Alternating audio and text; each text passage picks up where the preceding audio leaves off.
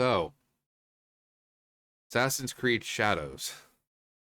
We've talked about this game quite a bit on this channel. But it's just it's early Christmas, with these companies for us, and it's just one thing after another. So Ubisoft exec reveals inexperience of Assassin's Creed Shadows dev team. Probably half the team is building a game for the first time. Now, I don't know how many people consist of this team. It might say in the thing, I don't know. But when you have these people who don't know what they're doing, and you have to try to somehow divide your time, not only among them to, tell them how to do it and what to do, but then you got to worry about trying to get a product out in a timely manner. Like, this game has already been pushed back to February. So, if the team is really that inexperienced, it could get to February and they're gonna say, oh well, we're not really happy with what we have, so we're gonna have to take a few more months. It's why you hire the best people for the job, not what Ubisoft is doing based on hiring based on diversity, equity, inclusion, because that's what they're doing. They're not bringing the best people they can. They're bringing people that, I swear, founding the comics, fix your crap. And providing some insight as to why the upcoming franchise entry may look like such a low quality, be such low quality. Ubisoft's Assassin's Creed franchise head Alexis Cote has revealed that probably half of the devs currently working on Shadows are building a game for the first time. Cote spoke to the Shadows team, development team's level of experience while delivering the keynote speech for the recent 2024 XTS Entertainment Industry Summit. During a Q&A, during a Q&A session at the end of his talk, the Ubisoft exec was pressed by an attendee if he could speak on which strategies you find are working in best in building trust with your internal and external partners when you're communicating. He said, "I think it's about being transparent. People see the problems if you try to hide them, and then even when we call out the problems, you still try to hide them and act like they're not happening. They will find. They will look for you. They will find you. They will find it, and they will lose trust in you for trying to hide it from them. Any building and building games is hard. I think we need to always be honest about that. Yeah, it is, Bill. I'm sure it is. But you're hiring people who don't know how to do it. And I get, oh well, you can't get the experience. That's one thing. If you're that's going to be the case, don't have a whole team of them. You know, like I said, trying to show people the ropes. One person would be hard enough. But then you have a whole team, almost a whole team consisting of however many people that you have to know, no, this is how we're doing it. This is what we're doing. And then having to worry about, okay, needing to go back and check in everything. It's just too much of a hassle. I mean, you hire people who have experience. Have these people start as interns or something to see how it's done. Don't just hire them.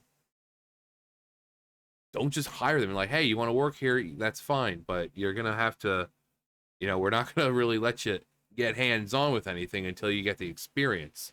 So we'll let you intern here, and for a little bit, so you can see how it's done, how we make the game. But don't have a group of inexperienced people working on the game.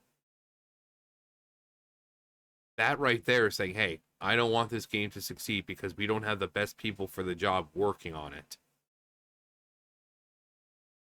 There's one thing in my career that I keep remembering.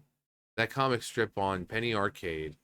If I don't know if you guys used to read it, but at one point they build a game, and one of the comic strips was about realizing how difficult it is to build games. I think one of the titles or one of those things that was written is like A game is shit until it's good. Oh, this day and age, sometimes games are just shit. Doesn't matter how good you think they are or want them to be, sometimes games are still just shit. Um, Notably, the quote did not come from a specific PA strip, but rather the author Jerry Tycho Hawkins, who used the phrase "a game is shit until it's awesome" in multiple interviews concerning their game Penny Arcade Adventures on this on the rain slick precipice of darkness. And it's just something that we've all experienced. You're like, it sucks, it sucks, it sucks, and then it sucks some more, and then you realize that you're done with it and it still sucks, and then you go back to fix it and it still sucks, and you want to know why it sucks, because you're not listening to the people, you're just doing what you want. That's why it sucks. And then suddenly it starts to be good.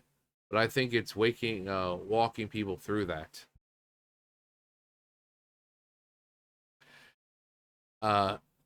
It was in that moment he realized he fucked up. And it was here in discussion about the difficulty of building video games that the franchise lead revealed his team's overall lack of development experience. I want to see if they say how many people are on this team. Because if you have that many people who don't know what the hell they're doing, can't imagine why a game's turning out bad.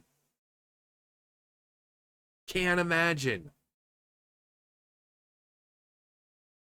One of the things that I've noticed since the pandemic is that we have a lot of juniors on our team.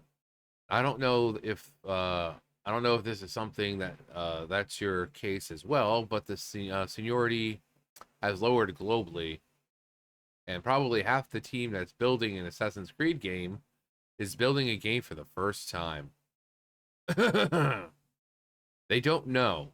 So how do you explain to them that even though they're playing the game right now and they think it's the worst thing they've ever seen, it's going to be good. We're going to get there, and explain that you've been there before as a leader.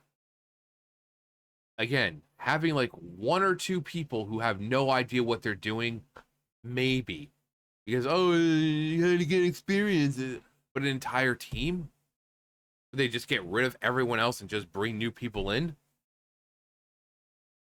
Well, considering how many layoffs Ubisoft had to have, I wouldn't be surprised.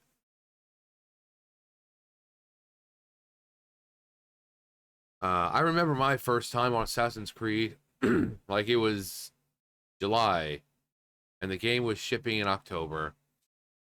Working on Assassin's Creed Syndicate, I was like, "There's no way this thing ends up shipping," and we got a 91 on Metacritic, and I was like, "Oh, okay, that's good." So I was wrong because again, it's not good until it is, and you need to be, and you need to try to be as transparent as possible. Well, you should probably tell that to your boss, the CEO, Mister. Don't believe your lying eyes. You see something? What? No, no, no. That's not happening. You guys are crazy. Yes, our company policy has diversity, equity, and inclusion at the forefront, but that doesn't mean it's in the games. It doesn't mean you guys are silly. Drawing his conclusion, answer to a close, Cote ultimately affirmed, but like the playtest results, the appreciation, what's working and what's not working. I think genuinely sharing your teams is, in my experience, what has allowed me to maintain the communication channels open. Making sure people can come and come and see me if they see a problem. So I really think it's about trust and making sure you don't break this trust with your team. And if you do that, and if you're honest about it, and that you make sure you don't do it again. Now, don't you do it again now. Yeah, February 14th. Um, Again, I'm not surprised.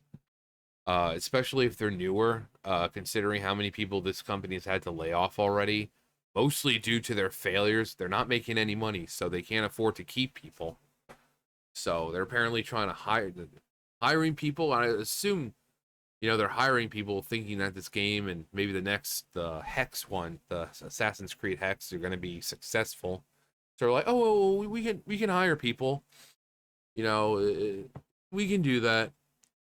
But like they're hiring a bunch of nobody. Like, I'm not should say nobodies, but people who don't know what they're doing. And having a full team of people like that, that's like, oh my God, sorry, just woke up not too long ago. That's like having a full, like a baseball team or some kind of sports team where none of the people know what they're doing. Like a professional sports team, not like a minor league or a little kids league or anything. No, like major league, and having a team full of people who don't know what they're doing. You watch the same team over the years, and they're amazing, and they're one of your favorite teams, constantly, championships and all that. And then one day it's just like a bunch of these new people, and none of them know what they're doing. If it's like baseball or whatever, the amount of home runs being seen completely depleting. Uh, some of them are just kind of standing there looking around like, I don't know what I'm doing. I don't know what to do. When you have a big name, you should have the best, not just a bunch of people who don't know what they're doing. Imagine like the Harlem Globetrotters, right? Great team, and every no matter who's on that team, they're exceptionally skilled. Imagine the Globetrotters with people on the team, like the entire team just doesn't know what the fuck they're doing. It's not like a minor name. Everyone knows who the Globetrotters are. Ubisoft, same thing. It's a massive company. They've been around for so long.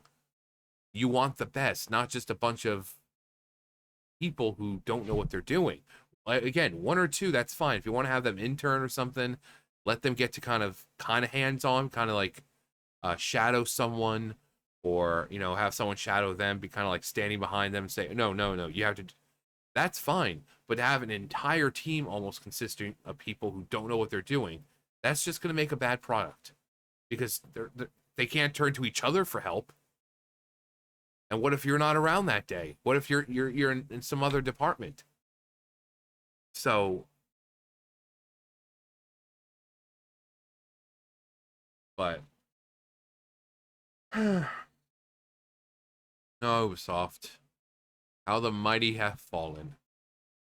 Anyway, that's gonna do for me. You guys know the drill. I'll see you guys later.